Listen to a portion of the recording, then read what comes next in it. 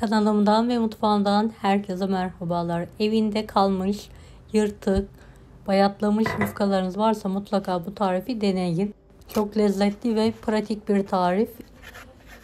4-5 adet bayatlamış, yırtılmış yufkalarım var. Onları gelişi güzel bir şekilde kesiyorum. Hem pratik hem de lezzetli bir börek oluyor. Hem de yufkalarımız değerlenmiş oluyor. Evet, yufkaların hepsini gördüğünüz gibi kestim. Şimdi sosunu hazırlayalım. 2 çay bardağı sütün üzerine 1 çay bardağı sıvı yağ, 3 adet yumurta ekleyelim. Biraz da tuz ilavesi yaparak karıştıralım. Tuzu damak tadınıza göre ekleyebilirsiniz.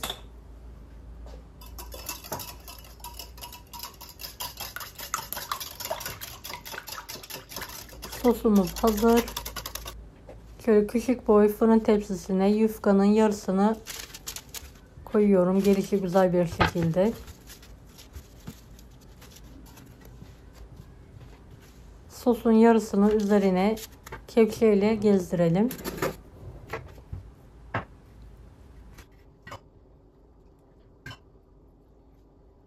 Videomu bu kısma kadar izlediyseniz yorum kısmına herhangi bir emoji bırakırsanız bana destek olmak için sevinirim.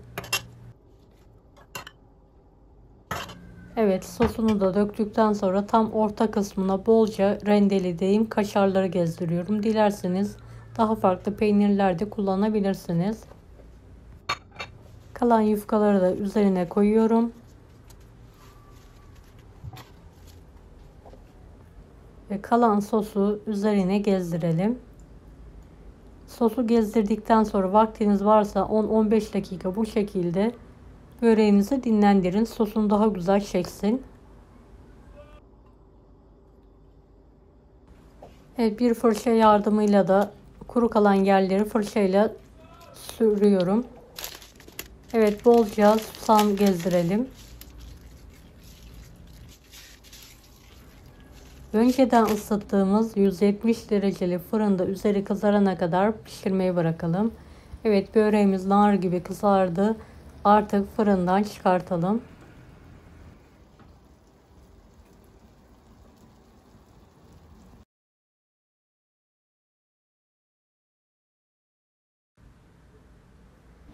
Böreğimiz kaşarlı olduğu için sıcak sıcak dilimleyerek servise hazırlayalım. Evet, dilediğiniz büyüklükte dilimleyebilirsiniz.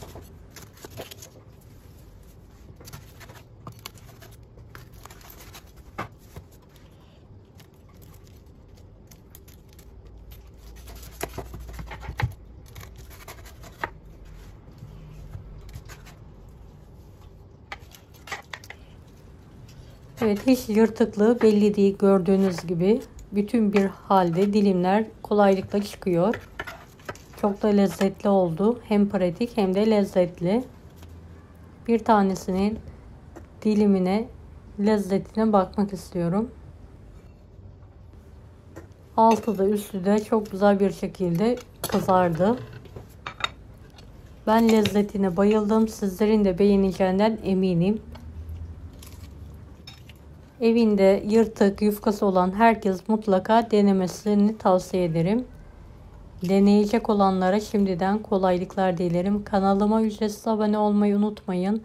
Bir dahaki videolarda görüşmek üzere. Allah'a emanet olun. Hoşça kalın.